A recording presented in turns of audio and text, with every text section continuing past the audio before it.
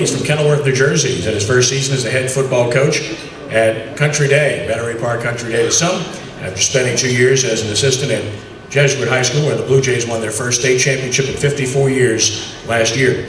He previously served as an assistant coach at GNOSF and St. Charles Catholic, as well as in New Jersey. Country Day's 5-0 right now after a 63-0 victory over Pope John Paul II. And the Cajuns will host a very good West St. John team Friday at 4 p.m. in Metairie at their facility. Please give a warm greeting to New Orleans Sports Foundation Quarterback Club welcome to Coach Joe Chango of the Country Day Cajuns. Thanks, Kenny. Appreciate that introduction. Appreciate y'all having me here today. Not too many opportunities for an Italian guy from Jersey to speak to this group, so I'm going to take advantage of it while I have the microphone in front of me. Before I go on, there's some people here I need to recognize. Without some of our administration, none of this would have been possible. Our athletic administration, Mike McGuire and Dana Lawney, do a great job for us every single day, do a great job keeping me in line and on top of all our deadlines and things we have to do. Our upper school principal is not here today, but Howard Barton also has been a big role in what we're doing. No program wins games or runs by itself, and you need to have these people around. Our head of school, Carolyn Chandler, has been phenomenal since the first day I met her until today, and hopefully that'll continue unless we start losing some games. That could change. And I got some of our staff here with us today. One guy's missing, but the rest of them are here. The guy that's missing is a guy by the name of Eric Alexander. He played at LSU for Nick Saban on their national championship team back in #03. Went on to play with the Patriots for about 7 or 8 years. Won a Super Bowl with the Patriots. So he adds a championship pedigree to our staff. And the guys that we have here with us today, Matt Stone works with our quarterbacks and our DBs. Matt does a great job. Matt's a Country Day guy, played there, graduated from there, and has been awesome to have on the staff. Mark Drago, also on our staff, works for our offensive line and our defensive line. Mark does, if it wasn't for Mark, we probably wouldn't have any film on Huddle, so that's a great reason to keep Mark around if nothing else. But Mark does a great job with all that stuff for us. Our defensive coordinator, when I first got hired at Country Day, they said, hey, we got a guy we want you to talk to, and he's a Yankee like you. I said, all right, well, I'll talk to him. Well, I found out he's not really a Yankee like me. He's from Wisconsin, so Wisconsin and Jersey, not the same type of Yankee. But Bill has done an unbelievable job with our defense in 5 games. We've only given up 28 points, so the expectation is that he'll continue to do that for us through the next 5. And just not all in one game. But Bill's done a great job for us. He has been a great addition to our staff, does a great job with our kids. And then the last guy I got here with us today is our offensive line coach, works our defensive line. You know, when I first started coaching, I don't know, however long it is, 20 years ago, I was a young guy, and then as you get older, you always hope to have the opportunity to be a head coach and have former players come back and coach with you. And I had that opportunity. Adam played for us at De La Salle back in '97 and '98. And now he's on staff with us as our offensive line coach, and it's been a thrill. It's kind of a dream to have a guy like that who you've had a good relationship with so long to join the staff. And so, you know, Adam's on staff with us, does a great job, and I'm blessed to have the coaches that we have. It also helps to have some of the players that we have. That doesn't hurt. We also have a good Country Day contingent here from our dad's club and some parents who I really appreciate coming out to support us. As far as what's been going on for us this season, yeah, it's been a nice run so far. You know, anytime you can score 280 points in 5 weeks, it makes it fun. I don't know if we can continue to score like that, but we're going to try real hard. We're looking real forward to getting ready to play in our district. When I first got hired at Country Day, that was the big question. Can we compete in 2A? Can we move up from 1A after all these years and compete not only in 2A, but compete in 2A with some of the tougher teams in 2A. That's the way we see it. Our district's kind of like the SEC at 2A football. Down at West St. John's, a heck of a football team, and Sophie Wright, and Newman, and St. Charles, and Riverside. These are all real tough, legit football programs who we're looking forward to getting on the field with and see what we're about and see where we're at. We have some players that have done some phenomenal things for us this year. And I think, however good or bad a coach I am, when you have good players, it makes you better. And we certainly have that. We had some guys coming into the year who we had expectations on as far as them being high performers, and they've met those expectations. We have a running back who also plays corner for us by the name of Chase Griffin. Jay scored 6 touchdowns last week in a game. He had 3 rushing touchdowns, 2 receiving touchdowns, and a pick to the house. So he found a couple different ways to score.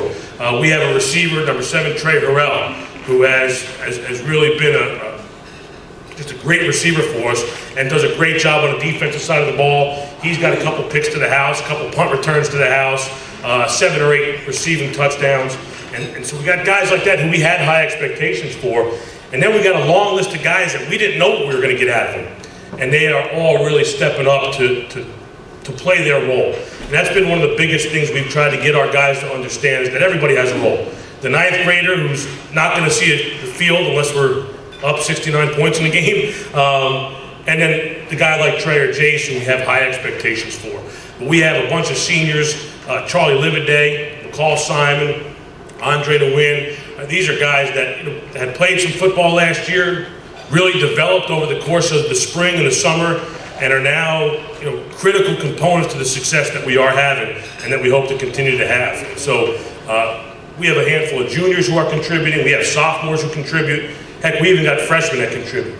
And when you're at a small school like us and you have 40 guys, everybody has to contribute. No one gets to hide. We don't have that luxury. And I was lucky to grow up in a program like that. I grew up in a little small town in Jersey. I mean, they're small towns. They're all right next to each other, but it was a small town. And we only had about 6,000 or 7,000 people in our town. I grew up in a program that had 35, 40 guys in the program. And I was very lucky to see how a small program like that can be successful. When I was a kid, we won 5 or 6 state championships between 1981 and 1991. And so I just always thought that it doesn't matter about the size. The key is getting the whole roster to contribute to what you're trying to do. And we feel like we've been able to do that to a pretty good level so far at Country Day, and we hope to continue that. Last thing before I open it up for questions, a few years ago, I had an opportunity, more than a few I guess, but I had an opportunity to see Bill Belichick speak at a clinic. And for the record, I'm not at all a Bill Belichick fan. I'm a Jet fan, so I actually can't stand the dude, but I think he's a phenomenal football coach, and that's clear. I mean, we all know that. And I got to hear him speak at a clinic, and one of the things he said, people ask him all the time, what's the secret to success? Why are the Patriots so successful? Why has he been so successful? They said he could break it down to 2 words: team chemistry. And he told some stories and he shared some things, and that always stayed with me. The importance of team chemistry. It's important to have good players. It's important to get your players to do things a certain way. But if those guys aren't like this, if there's not a chemistry, a bond between them, you don't really have much, no matter how good your players are. And so one of the things that I think we've tried really hard as a staff to do is help foster and create that team chemistry. It starts with us as a staff. It's very clear to our players that our staff gets along, hangs out together, spends time together, cares about each other, loves each other, are committed to each other, trust each other. And when your staff is like that, it trickles down to your players. And each week, you start to see another light go on in one of our players when they realize what we have going on. Now, I don't know what will happen over the next 5 weeks, but we know that we got a shot to compete because of the way that our players are competing right now. And so, hopefully we can do what we have to do over the course of the next 5 weeks and ride this thing out to the end. I really appreciate you all having me here today. It's an honor to be here. I know some of the people that are up here that I probably don't belong on the stage with, but I'll take it, And I really am pleased to be here today, and I really thank you. So I'll open it up now for questions if anybody has any. Raise your hand, we'll get a microphone. Coach, you have any D1 prospects? We do. Trey's a guy that we're selling to some D1 places. Jace Griffin's a guy who we think can kind of be in that mid-range Division I level.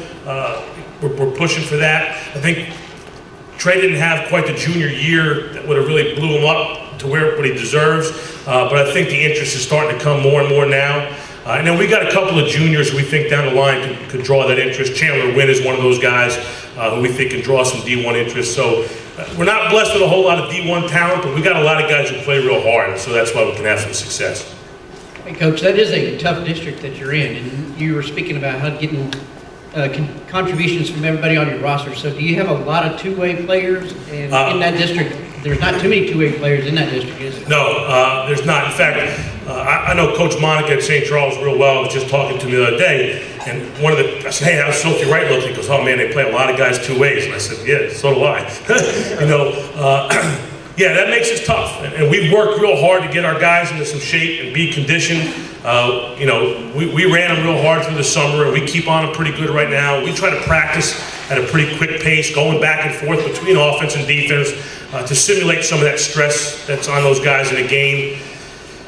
But that's something that's going to be, an issue for us as we go into the district.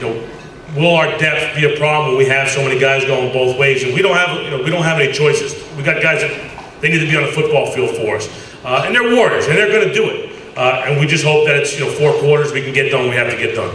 Thanks for the question. Hey, Coach, you coach with Wade Kaiser and Frank Monica. Your sideline mannerism, is it more like Wade or Frank Monica?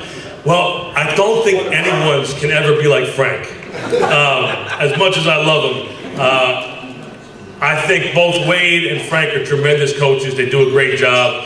I think I'm pretty cool, calm, and collected on the sideline. My staff and my fans might think a little differently, but if I ever could maintain the intensity that Frank keeps all day, I'd be real happy with that. Thanks, Mac. Anyone else? Well, thanks. Appreciate you having me.